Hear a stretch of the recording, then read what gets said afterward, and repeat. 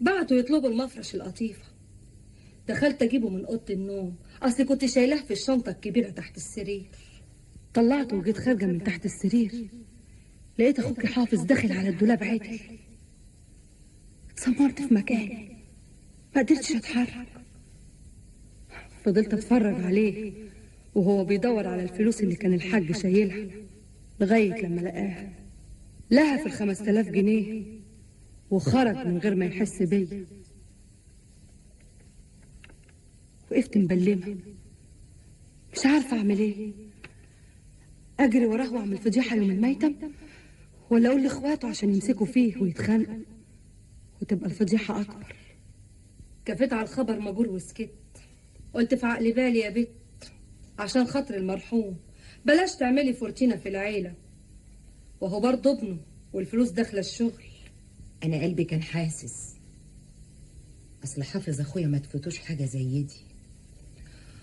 ربنا يسهل له ويسامحه. اشربي اشربي. كلهم بقوا حبايب دلوقتي، اللي ما كانوش بيطيقوا يبصوا في وش بعض. احسان وزينب وسنيه بقوا سمنه على عسل. دي غيرة يا حافظ. هيترشقوا منك. ليه؟ ما هم واخدين اللي مكفيهم وزياده. هم ال20 فدان اللي لهفتهم احسان شويه، ولا عمارة السكاكين اللي واخداها سنيه بسيطه؟ دول احسن مني. انا طلعت بايه غير المحل وشركه كمان؟ بس المحل بقى 5. الله الله الله الله الله الله الله. انت هتقر عليا انت كمان ولا ايه؟ بالعكس، احنا لازم نغيظهم كمان وكمان. خلاص سكن المنيرة ما بقاش ينفعنا، لازم ندور لنا على سكن تاني نسكن فيه، وهنشتري كمان اوتوموبيل. ايه؟ اوتوموبيل؟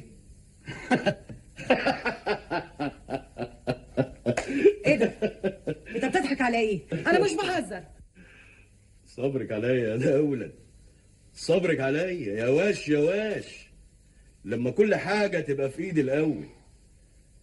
انت بالك هفضل بالع الوضع ده على طول؟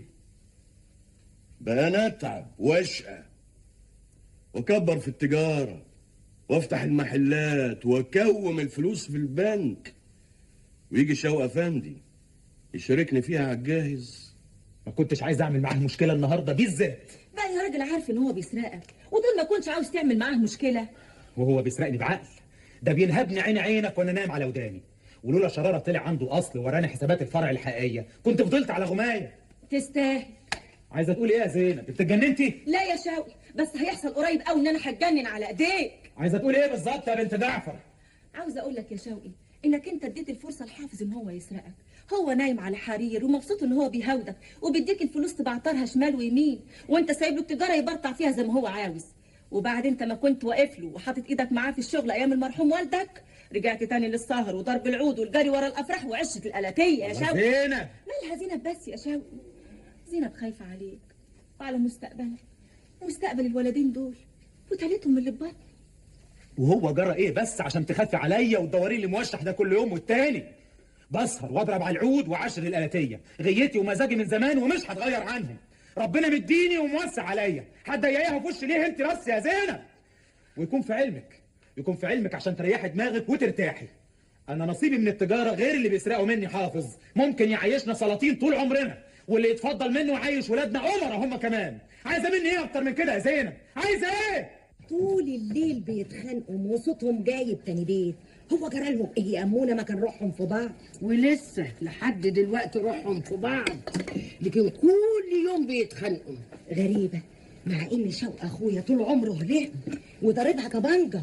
هو ده اللي حاصل يا بنتي، وبيني وبينك الست زينب عندها حق. يهو قلبها واكلها عليه، نفسها كده تشوفه واخد باله من نفسه ومن شغله، قلبها واكلها على مصلحته. لكن شوقي زي ما انت عارفه ملوش غير الشله بتاعته وبس، وكل يوم يعزم لنا اشكال والوان ياكلوا ويشربوا ويسمعوا البتاع ده اللي اسمه الكنافور. ايه اللي بيغني ده هنا في البيت؟ اهو يومين هنا وبقيت الايام عند اصحابه وزي ما تقولي كده يعني كأنه كده لا له لا زوجة ولا أولاد. يا لهوي، ايه في ايه؟ يقطعني الكلام يا بنتي، خدني وسبتك تشتغلي معايا. روحي يا ضناي، روحي اقعدي مع جوزك. جوزي مين يا بلي؟ جوزي صحي من بدري، راح يزور اولياء الله الصالحين ويقضي مطالب لناس ما يعرفهمش. شيل الله يا اولياء الله الصالحين. بقول لك ايه يا ست احسان؟ نعم. سي عبد البديع ده راجل طيب قوي، وانا عايزاكي تاخدي بالك منه يا اختي، ما تزعلوهوش. جراي يا بلي، هو في حد قال لك ان انا مزعلاه؟ طب اقول لك بصراحه بس ما تهبشيش فيا وتزعلي. لا قولي. انا شايفاكي كده يا اختي ان انت شديده عليه شويه، وهو يعني ما حلتوش. حاضر يا ست احسان. طيب يا ست احسان، امرك يا ست احسان.